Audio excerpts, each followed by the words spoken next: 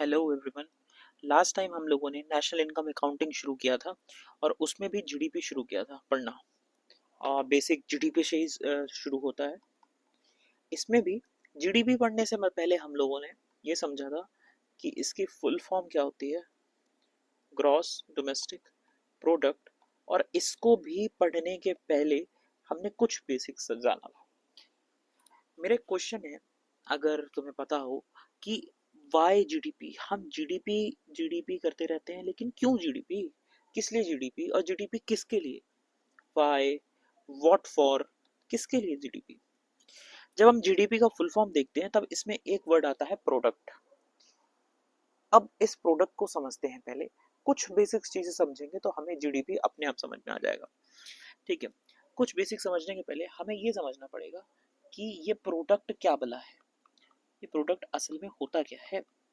देखो, एक होता है रॉ मटेरियल। रॉ मटेरियल बोले तो चलो मान लो तुम्हें एक टेबल की जरूरत है, हो सकता है जरूरत हो, तुम्हें पेन की जरूरत हो सकता है तुम्हें भूख लगी हो तो रोटी सब्जी की जरूरत हो सकती है, फूड की जरूरत हो सकती है।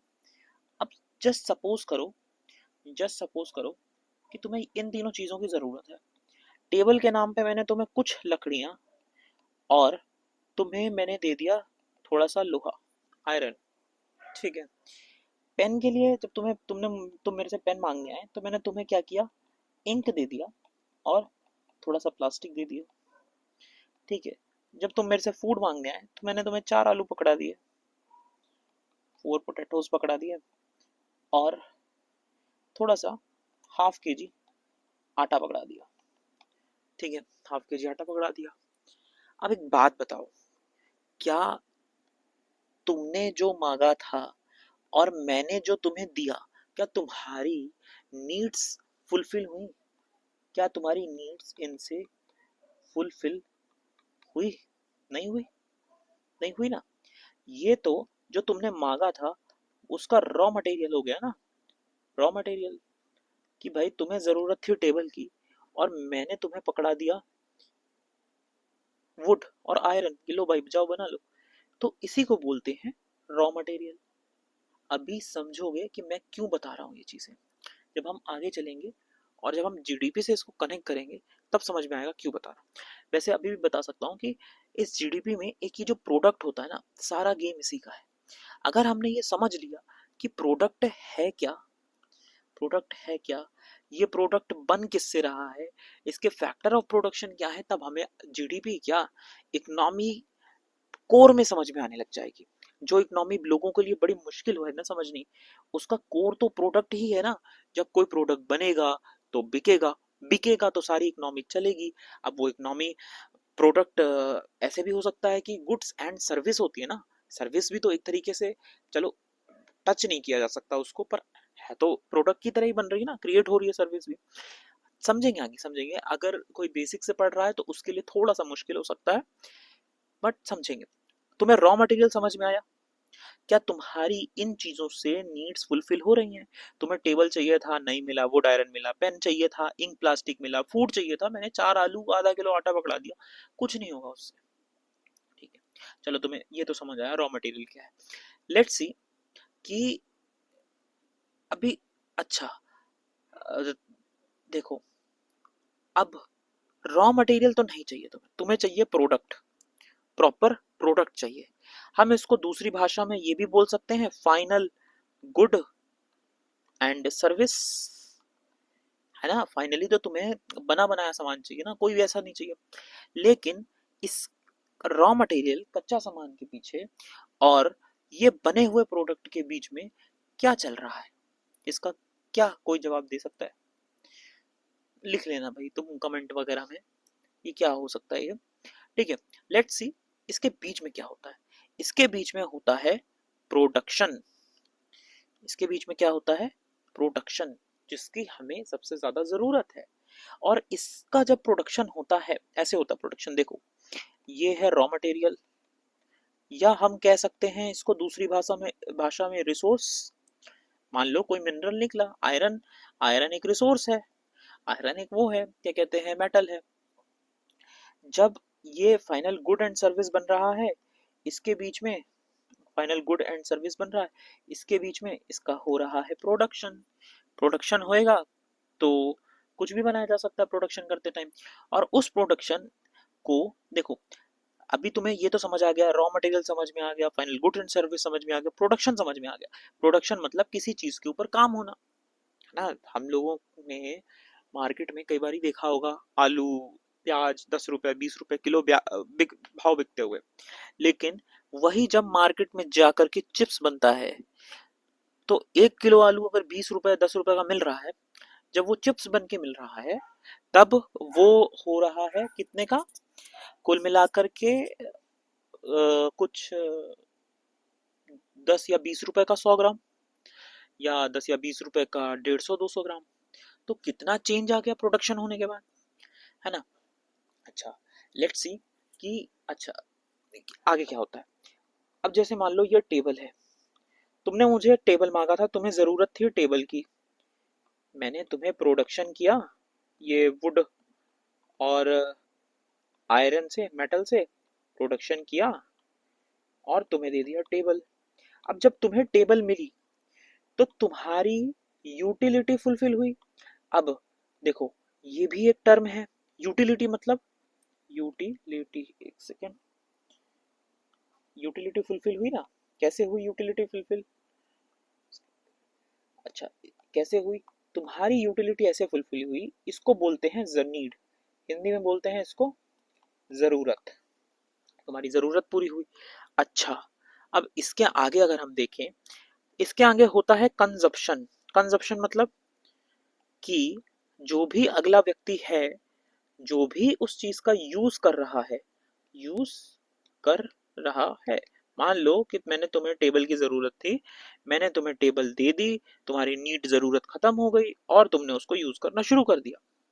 एक इसका छोटा सा और एग्जांपल लेते हैं। मान लो पानी, तुम्हें लगी है प्यास, ठीक है, बहुत ज्यादा तेज प्यास लगी हुई है, अब तुम्हें चाहिए पानी, ठीक है, मैंने तुम्हें पानी दिया, ठीक है, तुम्हारी यूटिलिटी फुलफिल हो गई, तुम्हारी जरूरत फुलफिल हो गई, पानी आ गया, और तुमने उसका यूज कंजम्पशन करना शुरू कर दिया। और तुम्हारे जब कंजम्पशन हुई तो अल्टीमेट अल्टीमेट सेटिस्फेक्शन मिली तुम्हें, है ना। अभी सेटिस्फेक्शन कैसे मिली, एक एक सिप से, कभी तुमने पानी पिया होगा तो ऐसा होता है ना, एक सिप पिया, दूसरा सिप पिया, तीसरा सिप पिया, धीरे धीरे करके प्यास बुझती जाती है। तो एक एक सिप से तुम्हारा जो प्यास है वो बुझ गई, ठीक है। ये 3 कॉन्सेप्ट समझ में आए। पहला कॉन्सेप्ट मैंने ये बताया कि हम पहले तो मैंने ये बताया कि जीडीपी पढ़ना है, जीडीपी में भी मैंने फोकस किया प्रोडक्ट के ऊपर, क्योंकि ये प्रोडक्ट ही तो है जो जिसके जिसके लिए सारी मारा मारी है। अगर लोगों को आईफोन चाहिए, लोगों को कुछ चाहिए, लोगों को कुछ चाहिए, ये प्रोडक्ट ही तो है। यही प्रोडक्ट बनने से तो सारी इकोनॉमी चल रही है, ठीक है। ये प्रोडक्ट बनेगा, किसी को मिलेगा तो उसकी यूटिलिटी फुलफिल होगी, जिसकी जैसी जरूरत उसकी वैसी यूटिलिटी। जब यूटिलिटी फुलफिल होगी तो अगला बंदा कंज्यूम करेगा, वो कंज्यूम करेगा तो उसकी कंजम्पशन फुलफिल होगी, अल्टीमेट सेटिस्फेक्शन ऑफ नीड मिलेगा उसको, मन की शांति, दैविक सुख मिल जाएगा उसको, है ना। क्लियर इतना। लेट्स कम टू द, अब देखो, अब एक छोटी सी चीज तुम्हें इकोनॉमिक ग्रोथ बताता हूँ कि अभी मैं इतनी देर से बोल रहा हूँ कि प्रोडक्शन प्रोडक्शन प्रोडक्शन ये वो, तुम सोच रहे हो कि भाई ये प्रोडक्शन होने से कैसे सब कुछ हो सकता है। लेट्स सी कि तुम्हें चाहिए, चलो मान लो कि एक शू की फैक्ट्री है, जूते बनाती है, बढ़िया जूते बनाती है, नाइकी है, कुछ भी है, जूते बनाती है। अब जूते बनाती है तो लोगों को बेचती भी होगी, सेल करती होगी, और लोग खरीदते होंगे, है ना, लोग खरीदते होंगे, फैक्ट्री में बढ़िया जूते वगैरह बनते होंगे। जब जूते बनते होंगे तो अब उस जूते को बनाने के लिए फैक्ट्री में वर्कर्स चाहिए होते होंगे, और अगर वर्कर्स मिल रहे हैं तो वर्कर्स को जॉब मिल रही होगी, और जॉब मिल रही है तो वर्कर को सैलरी मिल रही होगी, है ना, वर्कर को सैलरी मिल रही होगी। अब वही वर्कर मार्केट में जाएगा और अपने हिसाब से अपनी जरूरत का सामान खरीदेगा, अपनी नीड के हिसाब से स्पेंड करेगा मनी, ठीक है, अपनी नीड के हिसाब से स्पेंड करेगा मनी।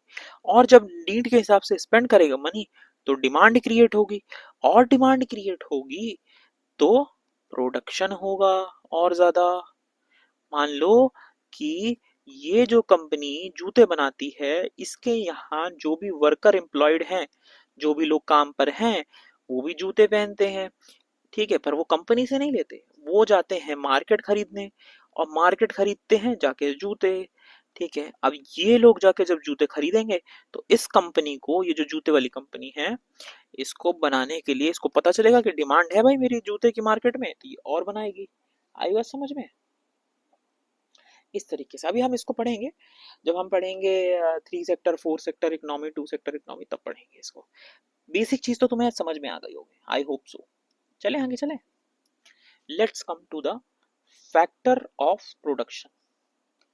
हमने ये समझ लिया प्रोडक्शन क्या होता है, हमने ये समझ लिया यूटिलिटी क्या होती है, हमने ये समझ लिया कंजप्शन क्या होता है, पर ये भी तो समझना जरूरी है कि फैक्टर ऑफ प्रोडक्शन क्या होता है। फैक्टर ऑफ प्रोडक्शन तुम इसको वैसे देख सकते हो, फैक्टर मतलब किसी भी काम को करने के लिए कोई चीज चाहिए होती है, ऑफ प्रोडक्शन तो प्रोडक्शन के लिए भी कुछ चीजें चाहिए होती होंगी। चलो लेट्स अज्यूम करो कि तुम्हें, मान लो कुछ भी बनाना है यार, क्या बनाओगे तुम अपनी फैक्ट्री में? तुम शर्ट बना दो, चलो यार शर्ट सबसे इजी होता है, एक इजी गो टेस्ट शर्ट। ठीक है, अब तुम्हें शर्ट बनानी है, पर शर्ट बनाने के लिए भी तुम्हें लगानी पड़ेगी फैक्ट्री। ठीक है, को रुई लाना पड़ेगा, रुई को धागा बनाना पड़ेगा, फर्दर फिर उससे शर्ट बनाने के लिए वर्कर्स को लगाना पड़ेगा, फिर वो सिलेंगे, 10 चीजें होंगी, मूवीज में देखा ही होगा। फैक्ट्री के लगाने के लिए तुम्हें चाहिए होगा कोई जमीन, कोई लैंड।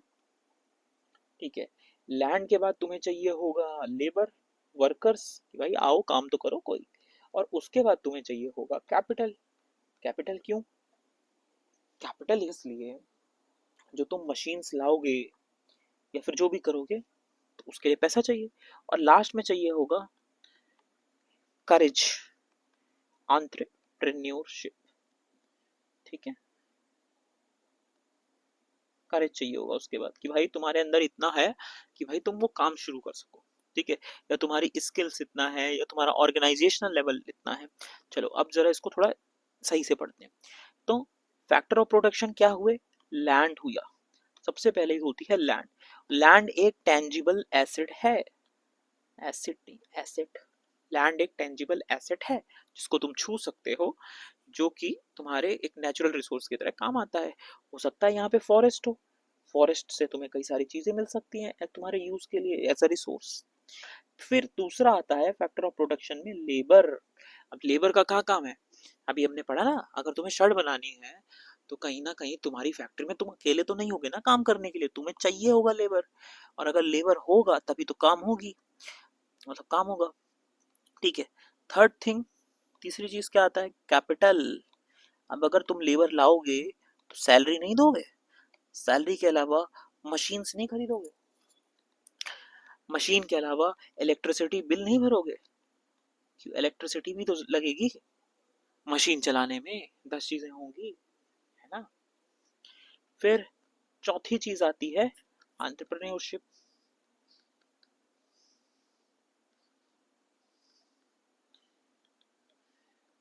अच्छा, अब इसमें क्या होगा?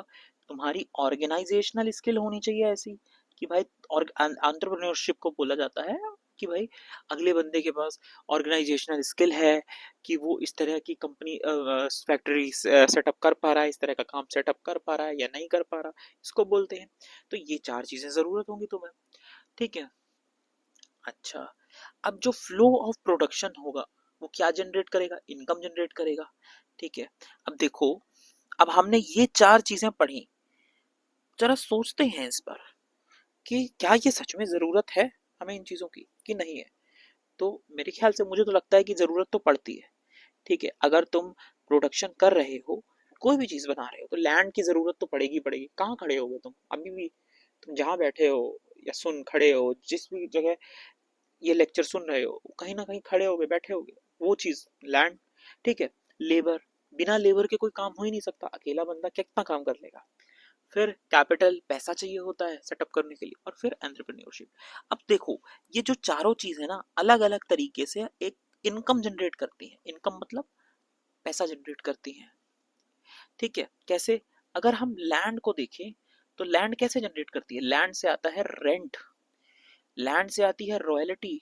मान लो कि तुमने लैंड खरीदी नहीं, तुमने लैंड ली लीज पे, तुमने लैंड ली रेंट पे, जिस भी चीज पे, तो तुम इनकम तुम उस पर पैसा दोगे। या तुम्हारी लैंड है और तुमने किसी को दी, तुमने किसी को रेंट पे दी कि लो भाई जाओ इस पे factor of production, factor of production नहीं, फैक्ट्री लगाओ और प्रोडक्शन करो बढ़िया अपना, तो तुम्हें रेंट आएगा। तो लैंड पे कैसी इनकम जनरेट हो रही है? रेंट आ रहा है, रॉयल्टी आ रही है। सेकंड नंबर पे हमने क्या पढ़ा? हमने पढ़ा लेबर। लेबर के लिए तुम्हें क्या खर्चा करना पड़ेगा? वेजेस देने पड़ेंगे, सैलरी देनी पड़ेगी, ठीक है। फिर कैपिटल, कैपिटल जो तुमने लिया है ये तुम्हारे खर्चे हैं कि कैसे इनकम पे खर्चे जनरेट हो सकते हैं तुम्हारे, ठीक है। अब तुमने कैपिटल ले रखा है बैंक से, मान लो तुमने लोन लिखा। कैपिटल का मतलब तुम्हें जिसको समझ में नहीं आया मैं बता देता हूँ, कई बार होता है समझ में नहीं आता। कैपिटल का मतलब होता है पैसा, इनिशियल पैसा किसी भी चीज को सेटअप करने के लिए। जैसे अभी विजय माल्या का वो निकल रहा था ना पॉडकास्ट, तो उसमें कह रहा था मैं पैसा लिया, मैंने ये किया वो किया। उसी तरीके से बैंक से लोन ले सकते हो तुम भी कुछ भी सेटअप करने के लिए, और उसी बैंक लोन को कैपिटल बोला जाता है, ठीक है।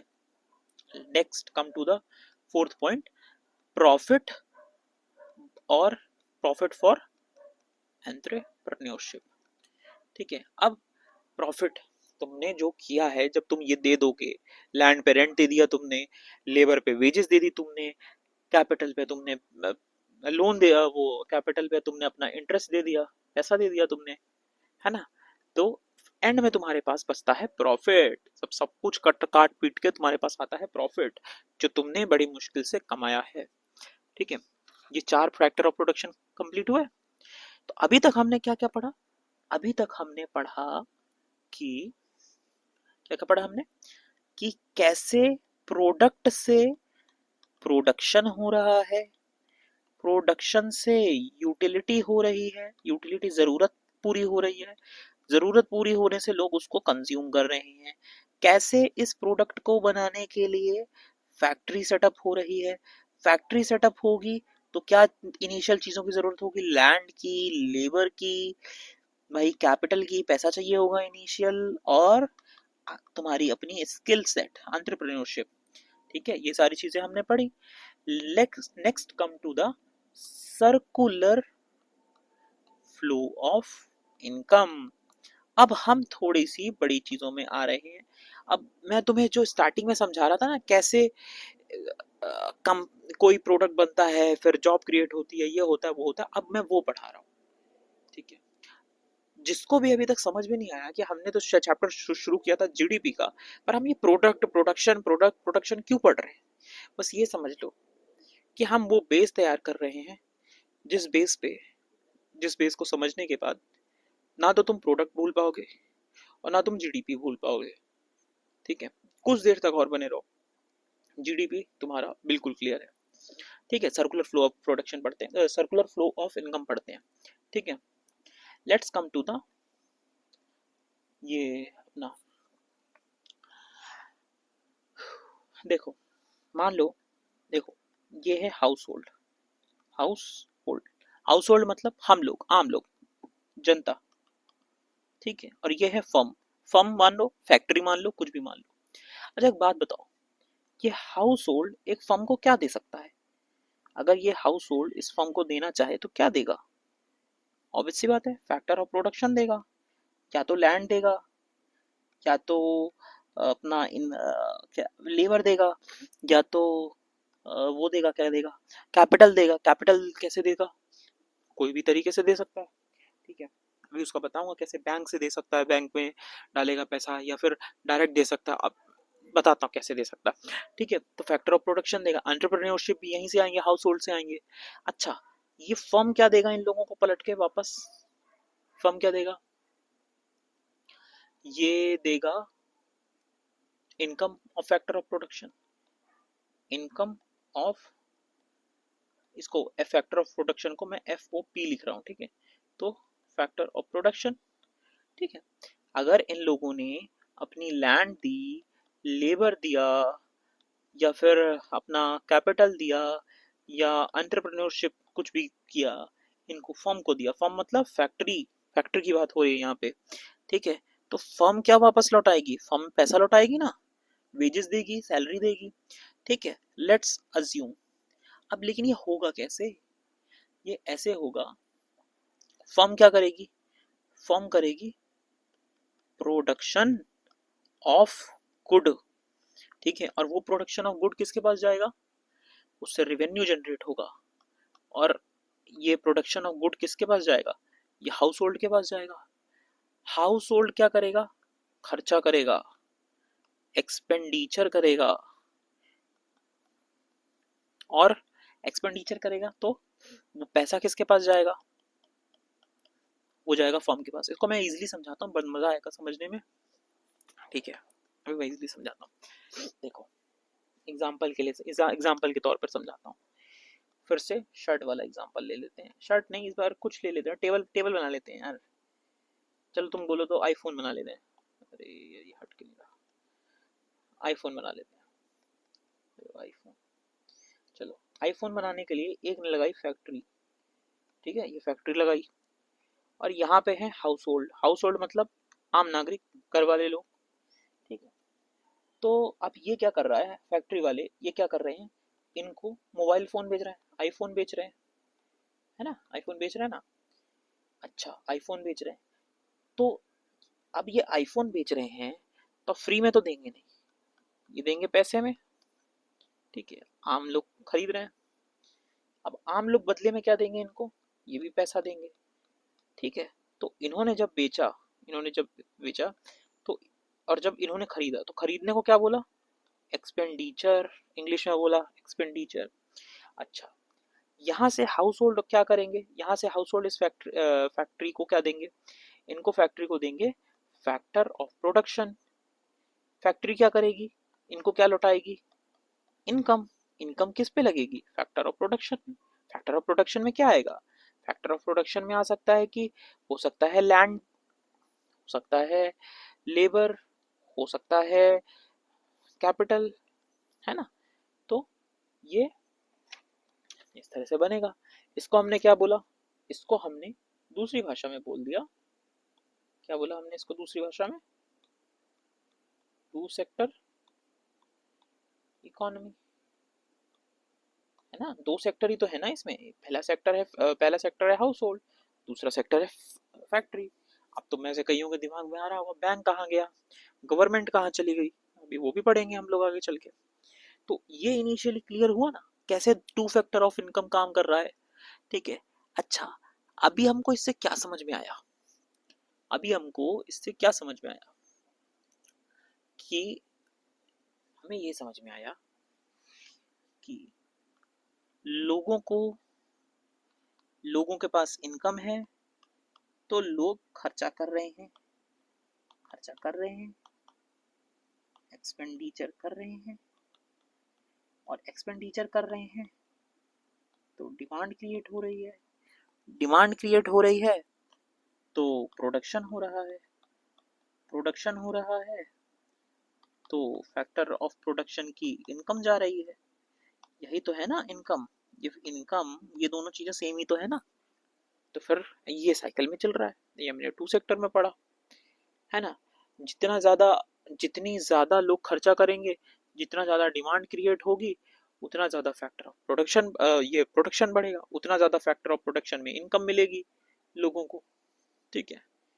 जब हम आगे चलेंगे इन्फ्लेशन पढ़ेंगे तो इन्फ्लेशन भी ऐसा ही होता है, कि जितना लोगों के हाथ में पैसा, उतना लोग करते हैं खर्चा, और जितना लोग करते हैं खर्चा उतनी बनती है डिमांड, और जितनी बनती है डिमांड उतनी आती है महंगाई, महंगाई कैसे आएगी महंगाई, अब एक पेन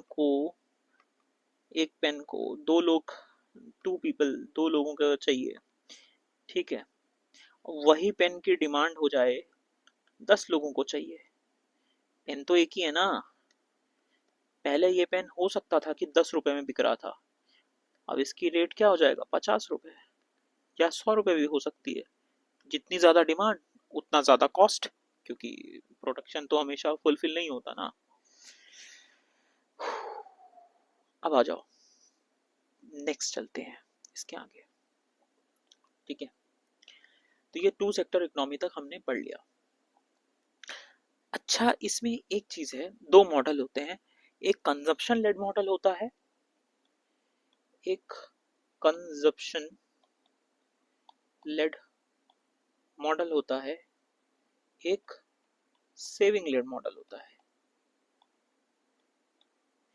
ये जो मैंने तुम्हें बताया, ये जो मैं बता रहा हूं ना तुम्हें, ये है कंजप्शन वाला, कंजप्शन वाला, कि जितना लोग खर्चा कर रहे हैं उतना ज्यादा। देखो कंजप्शन लेड में क्या है, मैं इसका बता रहा हूँ, कंजप्शन लेड मॉडल, इसका कंजप्शन लेड मॉडल, तो इसमें क्या है, नंबर वन है ये। तो इसमें क्या है कि जितना वांट बढ़ रहा है, जितना लोग चाहते हैं किसी चीज को, उतना कंज्यूम करते हैं, कंज्यूम करेंगे तो फैक्टर एंगेज होगा इसमें। ठीक है, फैक्टर एंगेज में फैक्टर ऑफ प्रोडक्शन अब तुम समझ चुके हो, 10 बार समझा दिया है। जॉब बनेगी, जॉब बनेगी तो लोगों की इनकम बढ़ेगी, ये है कंजप्शन लेड मॉडल। ठीक है, दूसरा आता है saving led model. Saving led model, हमने इसमें क्या है, इसमें सेविंग लेड सुनाई दे रहा है ना। अब क्या होता है ना कई बारी कि ये हाउस होल्ड है, ठीक है, ये हाउस होल्ड है और ये फर्म है। ठीक है, अब हाउस होल्ड क्या करते हैं, पैसा खर्च करने की बजाय डाल देते हैं सेविंग में, और ये सेविंग वाला पैसा किसके पास आता है, बैंक के पास। यही तो गेम है सारा, और ये बैंक फिर इन लोगों को लोन देती है। तो ये होता है सेविंग लेड मॉडल। अब इसमें क्या हुआ कि लोगों ने क्या करी, सेविंग करी, सेविंग करी, तो यहाँ पे फिर आता है इन्वेस्टमेंट का काम। अब आई ना बात समझ में, इन्वेस्टमेंट आया। देखो कैसे छोटी छोटी चीजें बड़ी बनती जा रही हैं। हमने पढ़ा था एक प्रोडक्शन, एक पेन, एक टेबल, एक कुछ भी, फूड सर्विस हो सकती थी कुछ भी, लेकिन अब वो छोटी छोटी चीजें कितनी बड़ी बनती जा रही हैं। उससे हमने पढ़ा कि कैसे प्रोडक्ट प्रोडक्शन में आता है, फिर हमने पढ़ा कि कैसे वो प्रोडक्शन धीरे धीरे सर्कुलर फ्लो ऑफ इकोनॉमी में आता है, सर्कुलर फ्लो ऑफ इनकम में आ जाता है। फिर हमने पढ़ा, अब देखो हम यहाँ पे ये पढ़ने आ गए कि भाई कंजम्पशन लेड मॉडल क्या होता है, कि भाई जितनी ज्यादा वांट उतना कंज्यूम करेंगे, उतना फैक्टर एंगेज होगा, उतनी जॉब बनेगी, उतना इनकम आएगा। अब हम क्या पढ़ रहे हैं, सेविंग लेड मॉडल। सेविंग में क्या होगा, हाउस होल्ड खर्च ना कर करके सेविंग कर लेंगे, सेविंग कर लेंगे, बैंक के पास पैसा गया। अब सेविंग हुई तो इन्वेस्टमेंट होगा, अब बैंक डालेगा, और यहाँ पर क्या होगा, जितना इन्वेस्टमेंट होगा उतना कैपिटल गुड बनेगा। ठीक है, अभी कैपिटल गुड समझो क्या होता है, बेसिकली कुछ नहीं है ये, इसका मतलब है उतना कैपिटल, अभी हम फैक्टर ऑफ प्रोडक्शन में पढ़ रहे थे ना, उतना कैपिटल जाएगा उनके पास, किसके पास, फर्म के पास। ठीक है, उससे फिर प्रोडक्शन होगा, और ये प्रोडक्शन होगा तो जॉब्स बढ़ेंगी, जॉब्स बढ़ेंगी तो लोगों की इनकम बढ़ेगी। ये हम लोगों ने अभी तक पढ़ा। और जब लोगों की इनकम बढ़ेगी तो ग्रोथ होगी, क्योंकि लोग, देखो इनकम हो बढ़ेगी तो लोग हो सकता है एजुकेशन में पैसा डालें, लोगों का स्टैंडर्ड ऑफ लिविंग अच्छा होगा, ये सब भी तो चीज़ें होगी ना, खर्च तो यहाँ पे भी होगा, पैसा तो ग्रोथ होगी ना एक तरीके से। ठीक है, फाइनेंशियल इंक्लूजन होगा इससे, फाइनेंशियल इंक्लूजन। अब कई लोग जो पढ़ रहे होंगे उनके दिमाग में आएगा, ये भाई साहब ये एकदम से फाइनल इंक्लूजन क्या आ गया। फाइनल इंक्लूजन मतलब फाइनेंशियल इंक्लूजन, फाइनेंशियल इंक्लूजन क्या आ गया, फाइनेंशियल इंक्लूजन है कि कि जब जो जिन लोगों के पास पैसा नहीं है उनके पास भी पैसा आना शुरू हो, तो फाइनेंशियल इंक्लूजन बोलेंगे इसको। ठीक है, चले आगे। चलो भाई, अब तुम्हें क्या बताना है, तुम्हें ये बताना है कि expenditure, expenditure is equal to output और इज इक्वल टू इनकम, ये बताना है तुम्हें। अब इसका मतलब अगर तुम्हें समझ में आए तो बताना कमेंट में जा करके, या खुद ही कॉपी में बना लेना, जो लोग मुझे जानते हैं वो मुझसे मिलकर बता सकते हैं। इसका मतलब ये है कि जितना खर्चा कर रहे हो उतना ही आउटपुट निकलेगा और उतनी ही इनकम जनरेट होगी। सिंपल सा, कोई बड़ा मतलब नहीं है इसका। जितना खर्चा उतनी आउटपुट और उतनी ही इनकम। ठीक है, इनकम को हम क्या बोलेंगे? इनकम को बोलेंगे, इनकम में क्या आ जाएगा? कंजप्शन। भाई कंजप्शन जब लोग करेंगे, कहाँ से करेंगे लोग? जब लोगों के पास पैसा होगा। अगर लोग कंजप्शन कब, पैसा ही नहीं होगा, मान लो, चलो एग्जांपल देता हूँ क्योंकि ना ये कंफ्यूज करेगी चीज। अभी तो मैं तुम्हें एक्सपेंडिचर में भी कंजप्शन बोलूंगा तो तब तुम कंफ्यूज हो जाओगे। देखो अब एक बात बताओ, एक पर्सन जॉब पे जाता है, 50,000 रुपये कमाता है। जब उसने 50,000 रुपये कमाया, तभी ना उसके पास पैसा आया कि वो खर्च कर सके, अपनी मन की जाके शर्ट खरीद सके, पैंट खरीद सके, शू खरीद सके, कुछ भी कर सके। और प्लस सेविंग। अब सेविंग में क्या है? 50,000 रुपये कमाए हैं तो 50,000 थोड़ी खर्च कर देगा, 50,000 थोड़ी खर्च कर देगा। वो क्या करेगा? सेविंग करेगा भाई। मान लो 10,000 की उसने खर्चा भी कर दिया तो 40,000 रुपये सेविंग करेगा, है ना? तो हमने क्या समझा कि अगर हमें एक एक ऐसा एक फॉर्मूला टाइप का बना लेना हो तो कंजप्शन प्लस सेविंग, ये हो गई हमारी इनकम। चलो अच्छा ये बताओ, एक्सपेंडिचर का मतलब क्या होगा? एक्सपेंडिचर में क्या क्या चीजें आएंगी?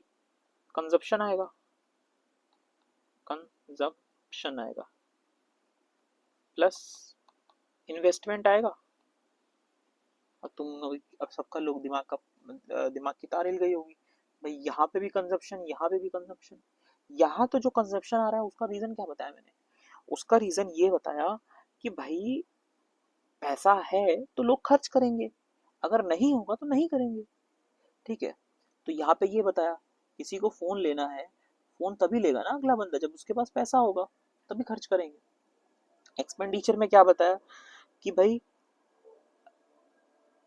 कंजप्शन करेंगे तभी तो एक्सपेंडिचर होगा। अगर लोग इस्तेमाल नहीं करेंगे तो खर्चा कैसे होगा? अगर तुम मार्केट जाकर फ्रूट्स लेकर नहीं आओगे तो खर्चा कैसे होगा? अब इसको अलग अलग देखोगे तो फंस जाओगे।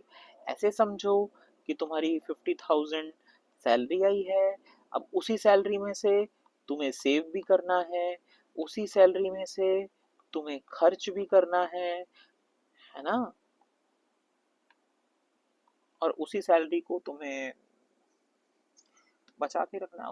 दो ही काम हो सकते हैं यार सैलरी के, खर्च हो सकते हैं या सेव हो सकते हैं। तो जब खर्च हो रहा है तो हम इसको एक्सपेंडिचर बोल रहे हैं या कंजप्शन बोल रहे हैं, और जब सेव हो रहा है तो बैंक में डालना बोल रहे हैं। तो एक्सपेंडिचर और कंजप्शन दोनों एक ही बात हो गई ना? Plus investment. अब इन्वेस्टमेंट क्यों बोला? अगर तुम पैसा बैंक में डालोगे तो बैंक वाले किसको देंगे पैसा?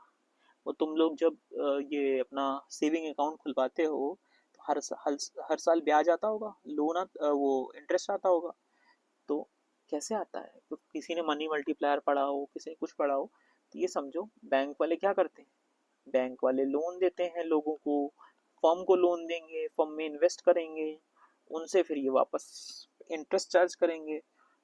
तो लोगों का पैसा, जो आम जनता है, उनका पैसा किसके पास गया? उनका पैसा बैंक के पास। बैंक ने लोन दिया, लोन इसमें इंटरेस्ट लिया इन लोगों से, और इन्होंने ये इंटरेस्ट का कुछ परसेंट लोगों को भी पास ऑन किया ना? तो देखो अभी तुम्हें इतनी सारी चीजें समझ आ गई। कंफ्यूज अगर हो रहे हो तो बिल्कुल कमेंट में जाकर के पूछना मेरे से। ठीक है, टेलीग्राम बुक ग्रुप बना रखा है, वहां पे जाके पूछ लेना, कोई दिक्कत नहीं। ठीक है, तो दो चीजें हमने सीखी। क्या क्या सीखी? दो चीजें क्या क्या सीखी? कि एक्सपेंडिचर का मतलब हो सकता है कंजप्शन प्लस इन्वेस्टमेंट, इसको मैं सी प्लस आई लिख सकता हूँ। और इनकम का मतलब हो सकता है कंजप्शन प्लस सेविंग, है ना? खर्चा और इन्वेस्टमेंट का हिंदी नहीं पता मुझे, समझ गया होगा तो ऐसे बोल सकता हूँ मैं कि C plus I is equal to C plus S. और यहां से अगर सी काट दूं मैं तो ये बोल सकता हूँ। अब ये भी नहीं समझ में आया होगा तुम लोगों को, क्योंकि कंफ्यूजिंग है ये, मुझे भी नहीं आया था इसलिए।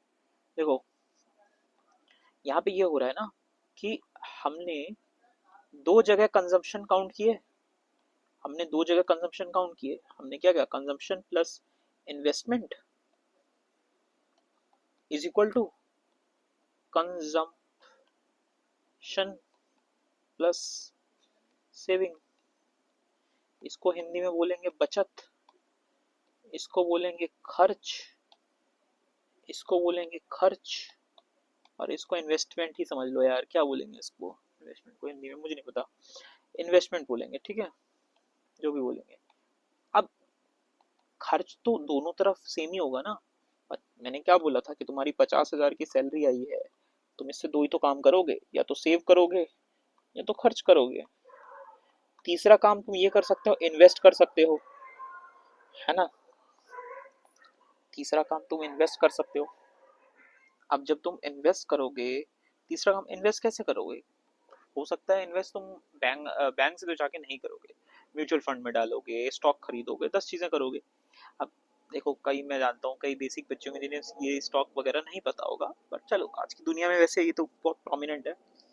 पर जब तुम खर्च कर रहे हो, खर्च तो दोनों तरफ सेम होगा ना, चाहे तुम 10,000 का खर्च यहाँ कर लो, चाहे तुम 10,000 का खर्च यहाँ कर लो, बात तो वही है ना, खर्च तो आपस में कट गया।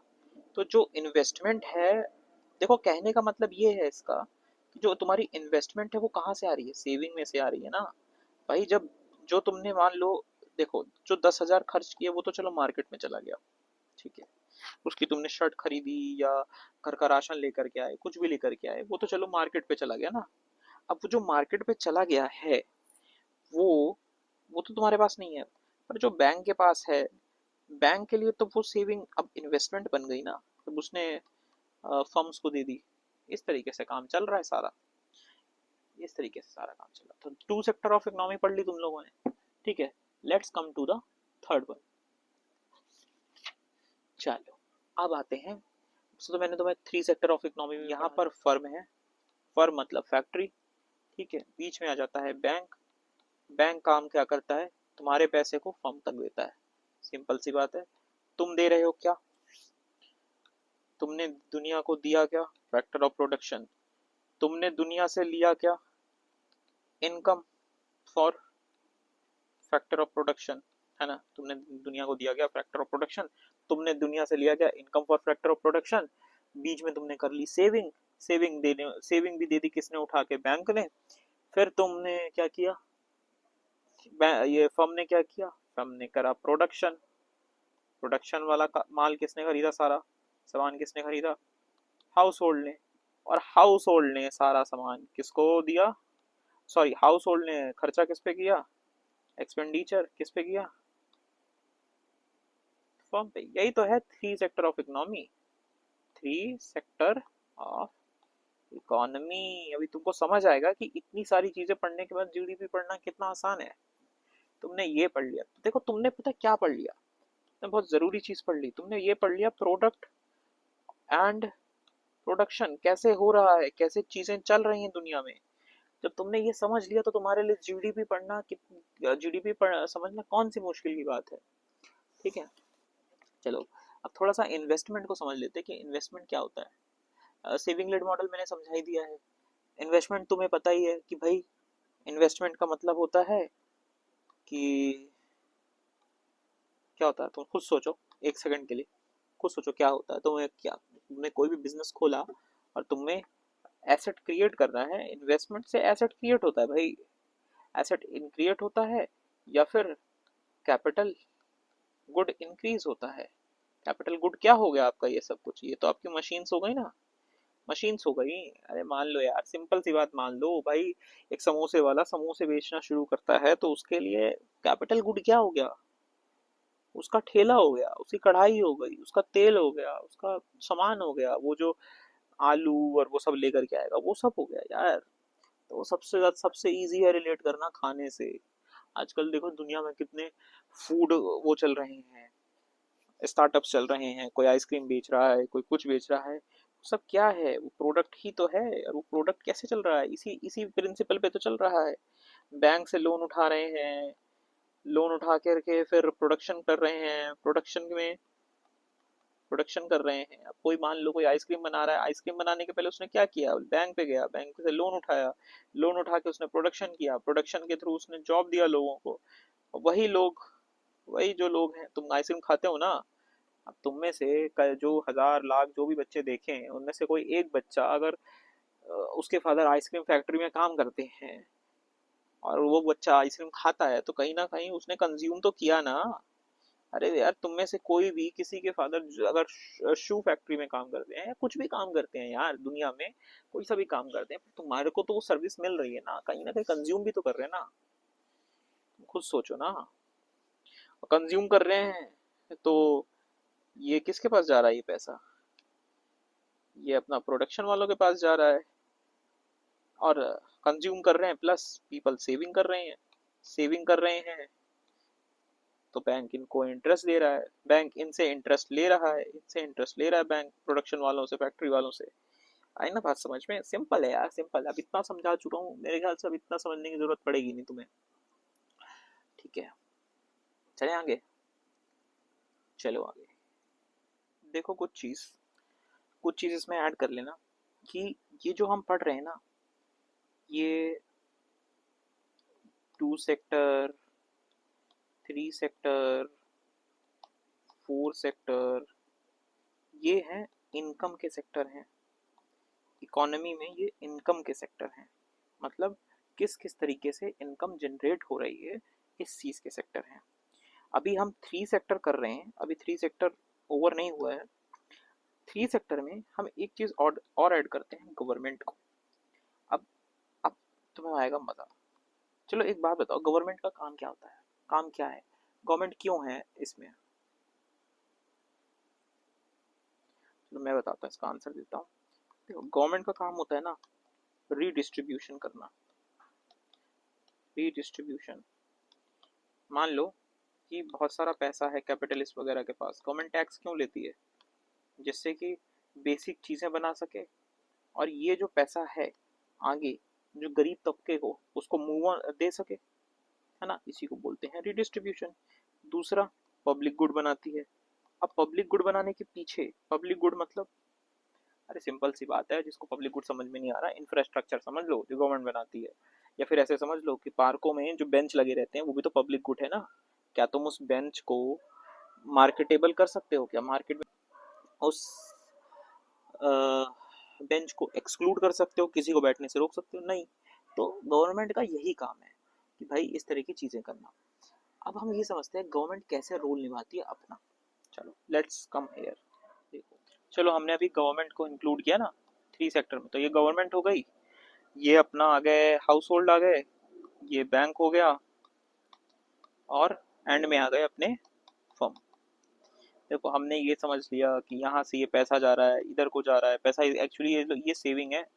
गलत, इसको सही से समझना, ये सेविंग है। ये यहाँ इन्वेस्टमेंट हो रही है इधर, ठीक है। ये क्या दे रहे हैं इन लोगों को? Factor of production. बदले में ये क्या लौटा रहे हैं इन लोगों को? Income of factor of production. ये तुम्हें समझ आ चुका है अब, ठीक है। अब अगर हम गवर्नमेंट की बात करें तो कहीं ना कहीं गवर्नमेंट भी तो सैलरी देती है, और बदले में हाउस होल्ड क्या देते हैं गवर्नमेंट को? टैक्स देते हैं। अब तुम सोचोगे फर्म क्या करता है? फर्म भी गवर्नमेंट को कॉरपोरेट टैक्स देता है। सुना होगा ना कॉरपोरेट टैक्स के बारे में। और गवर्नमेंट क्या देती है इन लोगों को बदले में? इनसे परचेज करती है।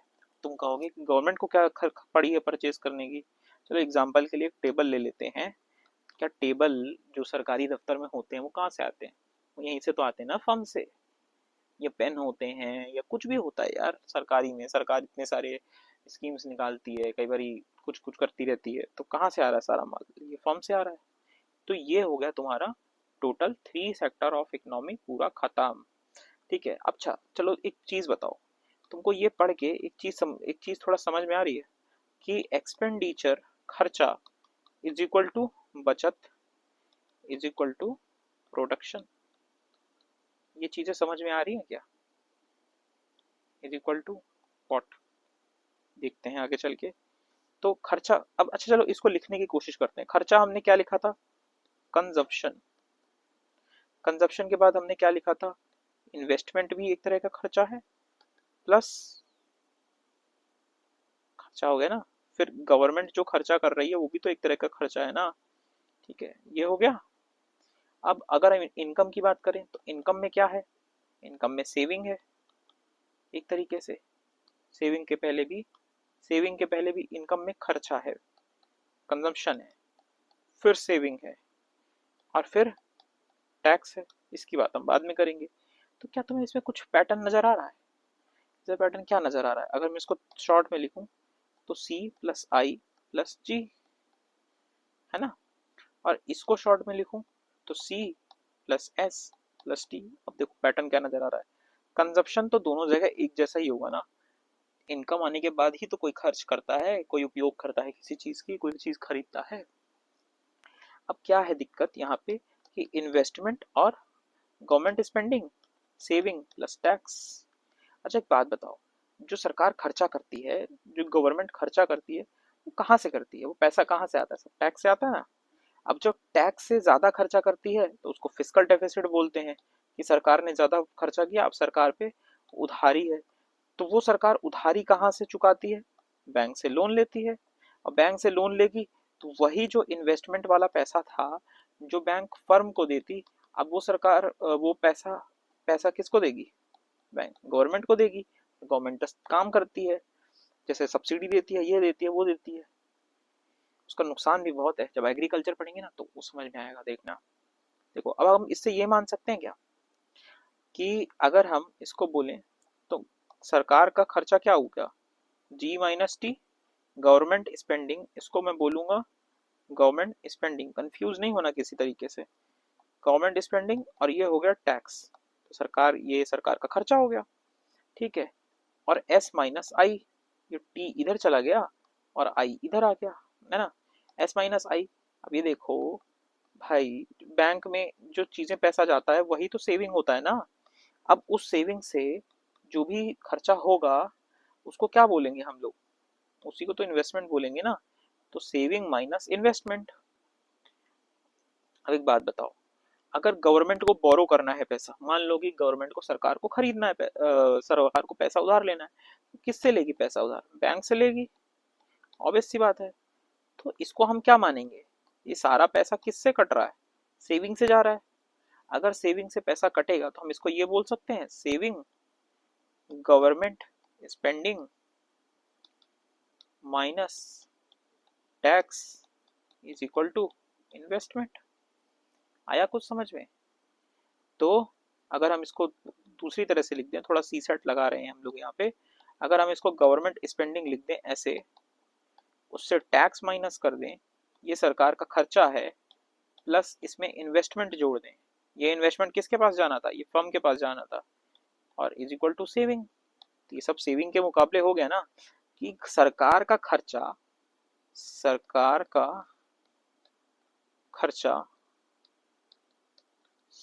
खर्चा, टैक्स और इन्वेस्टमेंट, अगर हम इन सबको मिला दें तो ये सब पैसा कहाँ से आ रहा है?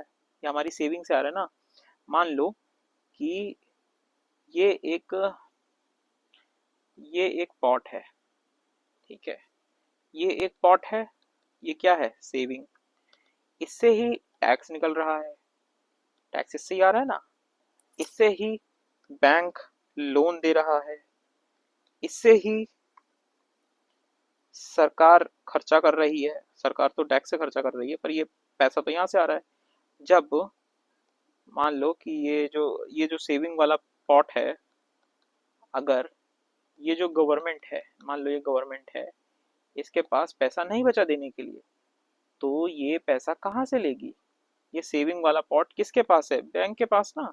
हमारा सेविंग वाला, सरकार बैंक से लेगी और पैसा उधार लेगी। तो ये उधार लेगी तो पैसा किसके लिए कम पड़ेगा? ये उधार किसके हिस्से का जा रहा है? ये उधार फर्म के हिस्से का जा रहा है, या फैक्ट्री के हिस्से का जा रहा है, या बिजनेसेस के हिस्से का जा रहा है। अब बिजनेस के हिस्से का जाएगा तो इससे दिक्कत क्या होगी? इससे जॉब क्रिएट नहीं होगी। अब आई बात समझ में? कितनी बड़ी दिक्कत आ रही है, जॉब क्रिएट नहीं होगी। क्यों?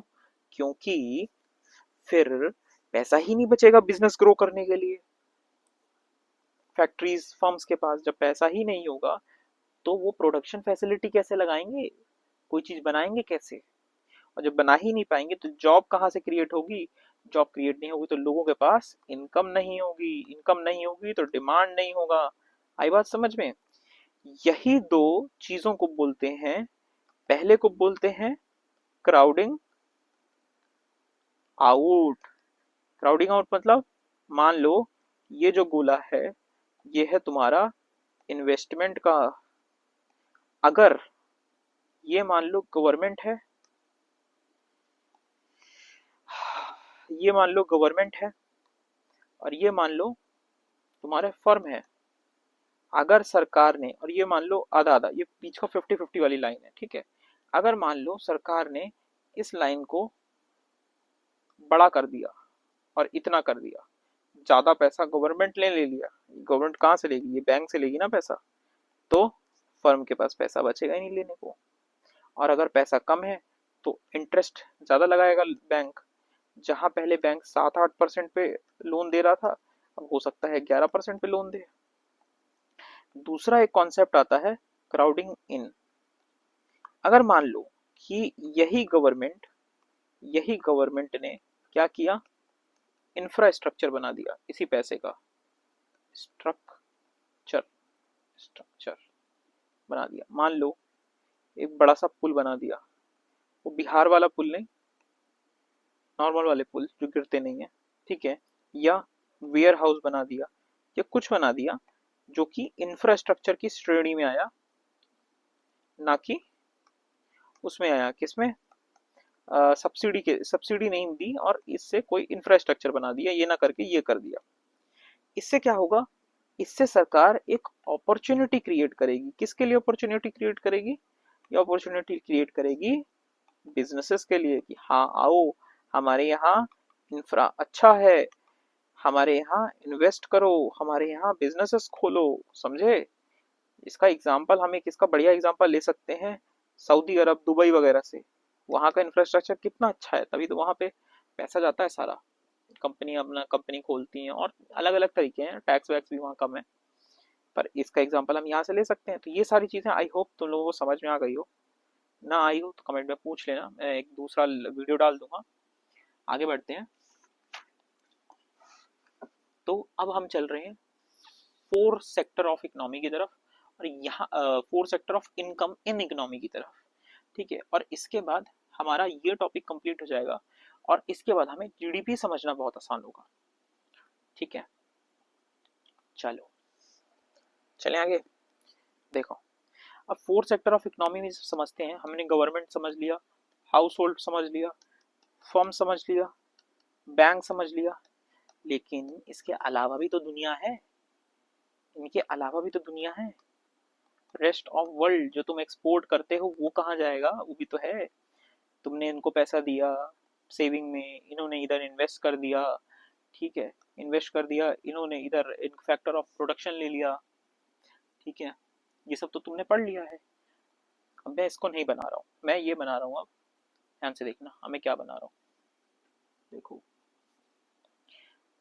तुमने वो सुना है कि यहाँ से लोग सऊदी अरब जाते हैं, दुबई वगैरह जाते हैं काम करने। तो हो सकता है कि हाउस होल्ड या फिर अमेरिका लोग जाते हैं, आजकल वीजा का बड़ा चक्कर लग रहा है उधर का। तो फैक्टर ऑफ प्रोडक्शन यहाँ पे भी तो आया, हम दुनिया में फैक्टर ऑफ प्रोडक्शन भेज रहे हैं, प्लस बदले में रेस्ट ऑफ द वर्ल्ड क्या दे रहा है इन्हें? इन्हें क्या दे रहा है? रेस्ट ऑफ द वर्ल्ड क्या देगा? फैक्टर ऑफ प्रोडक्शन की इनकम देगा ना। हाँ चलो, इतना तो तुम्हें याद है, चलो वेरी गुड, ठीक है। नेक्स्ट, फर्म से क्या मिलेगा? फर्म इनको एक्सपोर्ट करेंगे, माल एक्सपोर्ट होता है ना, बदले में इनको क्या मिलेगा? पैसा मिलेगा, पैसा, पेमेंट मिलेगी, ये लोग पे करेंगे, ठीक है। और इस तरह पूरा फिर सेक्टर चलेगा।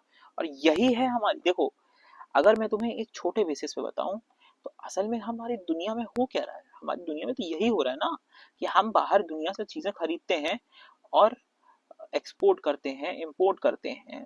10 चीजें होती हैं, बैंकिंग सेक्टर प्रोवाइड कराता है, गवर्नमेंट टैक्स लगाती है, दोनों तरफ टैक्स लगाती है, ठीक है। इवन इंपोर्ट टैक्स लगाती है, कई बार एक्सपोर्ट में भी लगाती है ना। यही सारी चीजें तो हो रही हैं। इसी को बोलते हैं फोर सेक्टर ऑफ इकोनॉमी। देखो, इसको बहुत एक्सप्लेन इसलिए नहीं कर रहा कि ऑलरेडी मैंने पीछे फैक्टर ऑफ प्रोडक्शन और ये सब बता रखा है। ये दो चीजें थी जो तुम्हें बतानी जरूरी थी। अब इसके बाद तुमने बहुत बड़ी एक इंसाइट सीख ली, समझ ली कि फैक्टर ऑफ प्रोडक्शन क्या है, प्रोडक्शन क्या है, रॉ मटेरियल क्या है, सब। अब तुमने ये सीख लिया कि भाई जीडीपी का बेस क्या है, जीडीपी का बेस क्या है। जीडीपी में ये जो पी है ये तुमने सीख लिया है। अब तुम्हें जी और डी सीखना है।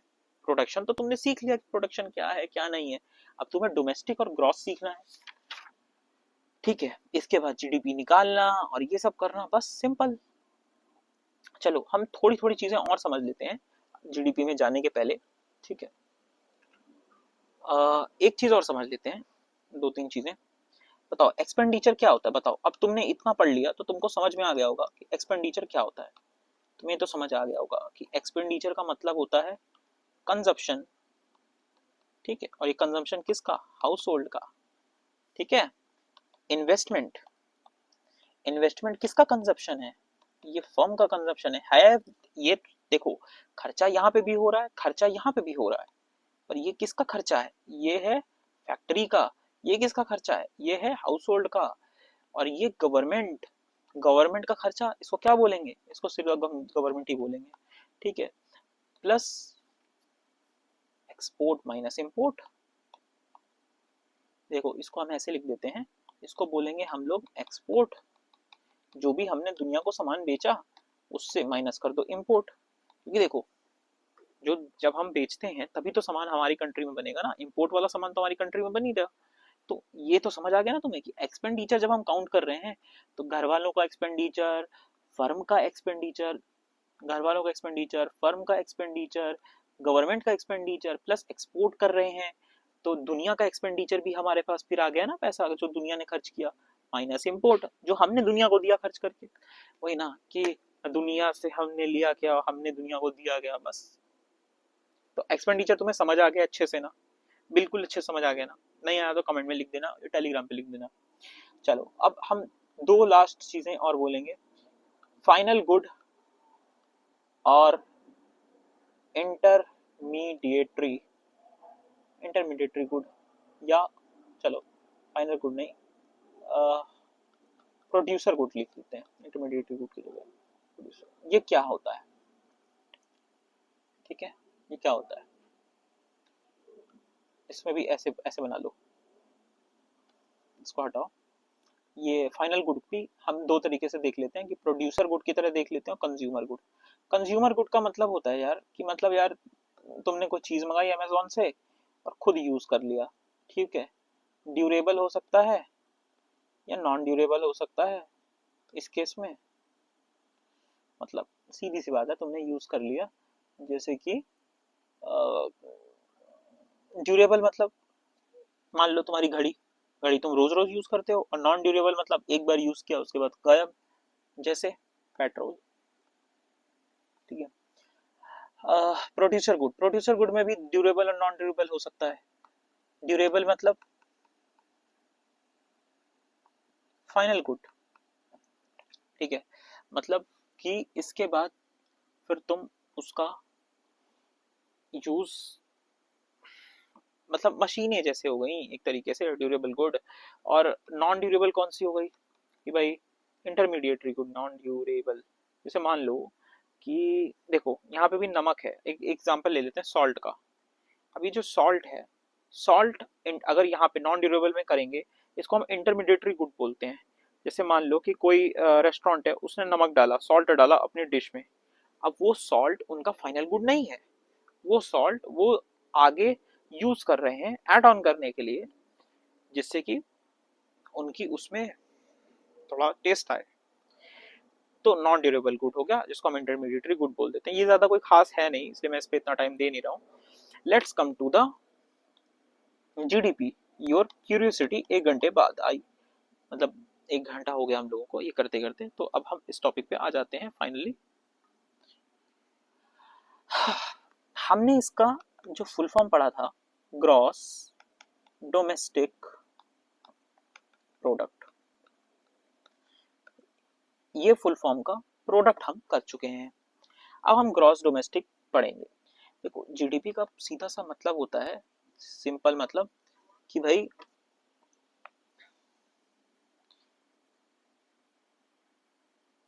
Market value of all finished goods, market value of all finished good, ठीक है, ये बनी हो एक डोमेस्टिक टेरिटरी के अंदर, डोमेस्टिक टेरिटरी के अंदर, इसको बोलते हैं जीडीपी। ठीक है, सिंपल सा, कुछ नहीं। मान लो कि तुम्हारे मतलब इंडिया के अंदर जितने भी शूज बने हैं ये जीडीपी में काउंट हो जाएंगे, पर यही अगर बाहर बने हैं ये काउंट वो काउंट नहीं होंगे। ठीक है, तो domestic goods, sorry, market value of all finished goods, यहाँ पे देखो all finished goods in domestic territory, इसको बोलेंगे हम, इससे इसका निकालते हैं वैसे बेसिकली जब सारे गुड्स को हम एक साथ कर लेते हैं तब बोलते हैं ग्रॉस डोमेस्टिक प्रोडक्ट, कि ग्रॉस एक साल में या फिर एक टाइम पीरियड के बीच में कितने प्रोडक्ट डोमेस्टिक टेरिटरी के अंदर बने हैं। ठीक है, जिसको इंडिया अपनी टेरिटरी बोलता है, उसके अंदर कितने भी गुड्स एंड सर्विसेज बने हुए हैं उनको बोलते हैं गुड्स बने बेसिकली। तो गुड्स, चलो सर्विस का बाद में देखेंगे। Final good and service are those जिसको हम रीसेल नहीं कर सकते, ये याद रखना। ठीक है, चलो आज का तो यहीं पे खत्म करते हैं। नेक्स्ट वीडियो कल आएगी या फिर हो सकता है आज आ जाए, और इसमें जो समझ में नहीं आया कमेंट कर देना, टेलीग्राम पे मैसेज कर देना, और बताना कैसी बनी है वीडियो, और नोट्स वगैरह मैं टेलीग्राम पे डाल दूंगा। Thank you.